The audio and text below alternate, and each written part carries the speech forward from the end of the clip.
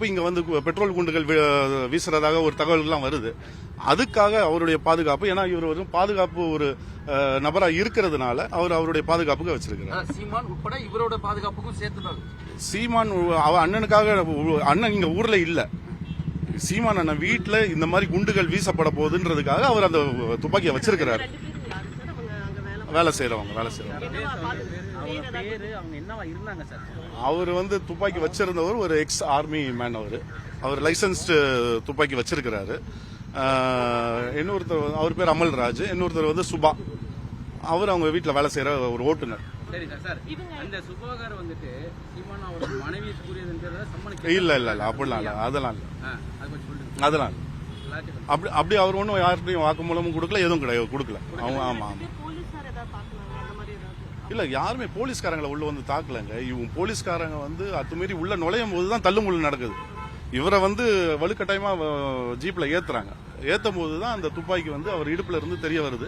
எடுத்துதான் கொடுக்கிறாரு ஒளி, அவர் துப்பாக்கி காமிச்சு அவர் மிரட்டல. சீமான் அவர்கள் வீட்டுல இல்லன்னு காவல்துறைக்கு தெரியும். காவல்துறை வீட்டுக்கு வந்தாங்க, என்ன காரணம்? அது நீங்க காவல்துறையிட்ட தான் கேட்கணும். இல்ல, அதாவது அவங்க வந்து அந்த நோட்டீஸை கிழிச்சதுக்காக வர்றதாக தான் சொல்றாங்க. நம்ம போலீஸ் காவல்துறையை வந்து ஒட்டும் போது கிழிக்கப்படல. அந்த நோட்டீஸ் வந்து பிற்பாடு ஒட்டிட்டு போன பிறகு, தகவல் தெரிஞ்ச பிறகுதான் அதை ரிமூவ் பண்றாங்க. அது என்ன செய்திங்கிறது தகவல் தெரிஞ்ச பிறகுதான் அதை ரிமூவ் பண்றாங்க.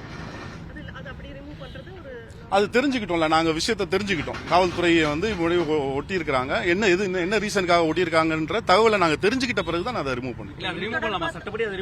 அதாவது இருக்கணும்னு அவசியம் கிடையாது. அதாவது நாங்க எங்களுக்கு அது தகவல் தெரிஞ்சிருச்சு, சீமான் அண்ணன் வந்து நாளைக்கு ஆஜராக வேண்டும் அப்படின்ற தகவலை நாங்க தெரிஞ்சுட்டோம். தெரிஞ்ச பிறகு அதை ரிமூவ் பண்றாங்க. இல்ல, அதை கலந்து பேசிட்டு தான் அதை முடிவு பண்ணுங்க. அரசியல் காரணத்தை தான், வேற பியூர்லி அரசியல் காரணத்தை தான். ஏன்னா அவர் வந்து தொடர்ச்சியாக இப்போ ஆளுங்கட்சியை எதிர்த்து அவர் அரசியல் செய்வதனால அவருக்கு அகேன்ஸ்டா இந்த மாதிரி தேவையற்ற செயல்கள்ல இப்போ காவல்துறையை ஏவி விடுறாங்க. வேற ஒண்ணும் இல்ல. தெரியல, இதுவரை இன்னும் போடல. இல்ல, இன்னும் இன்ஃபர்மேஷன் கொடுக்கல. உங்க நிர்வாகிகள் நிறைய பேர் கூடுதலான பாதுகாப்பு எல்லாம் போடுறாங்க, தடுப்பு எல்லாம் அமைக்கிறாங்க. நிர்வாகிகள் என்ன சொல்றீங்க? நிர்வாகிகள் யாரும் வரல, எல்லாம் வழக்கறிஞர்கள் தான் வந்திருக்காங்க. இப்போ சட்ட ரீதியா காவல்துறை என்ன சார் பேசிருக்கீங்க உங்க சைடுல இருந்து? சட்ட ரீதியா வந்து நீங்க பண்றது வந்து தேவையற்ற ஒரு வழக்க பதிவு பண்றதுக்கு நீங்க முற்படுறீங்க. அது வேண்டான்னு நான் கேட்டிருக்கிறேன். அதை வந்து அவங்க அதை கன்சிடர் பண்ணல. அவங்க நடவடிக்கை எடுக்க தான் போறோம்னு சொல்றாங்க.